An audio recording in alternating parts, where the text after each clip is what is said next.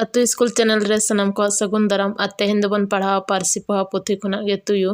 नवा दो साहटा मोड़े रे मेना आ नवा चैनल रे चाहे को पे नवा गे तबना चैनल सब्सक्राइब का तबन पे और बेल आइकन नोटिफिकेशन हो ऑन तरा का पे इने खान सनम खन मानते नंकान वीडियो आपे ठन सेटेरो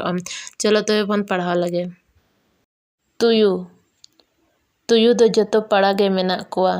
उनको दो बीर रे तहेन कोगे आदो मेनखान संगार जोंग लगित उनको दो ढेर दो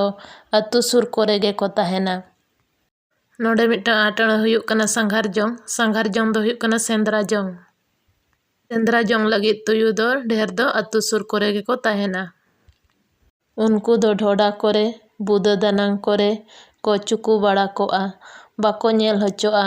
सीम चे मेरम तना एस्कार गे को नेल लेखान उनको दो अचका को ओडोक गोदोआ उनी को साब गोदिया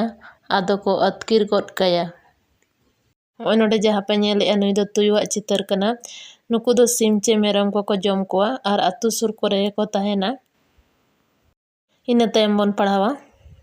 लागा लेको खान उनको दो अतकिर दो को चुकू गोद काया आदो को नीर जोहो उनको दो मिद सेन दड़ एटा सेन को दड़ अचुर गोदोआ आदो लागा हर दम एड़े अचो एनगे तुयु दो अड़ी तेद गे को सियाना। तुयु रिया अड़ी लेकान गाम मेनाआ गाम दो नोडे ले चोयदे कहानी मेनाआ तुयुआ अड़ी लेकान कहानी मेनाआ हाड़ाम हर आर बुढ़ी एरा उनकान गाम को अड़ी जुत गे को बड़ाया आबो हो नहा बन चेदा।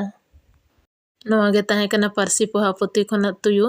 और वीडियो चलका पे बुझो के तबना वीडियो पे कुसी का खान लाइक आपे मा तबे मुचारे जोहार और छनाम को तेगे मिशन ऑलचिकी बन सक्सेसा।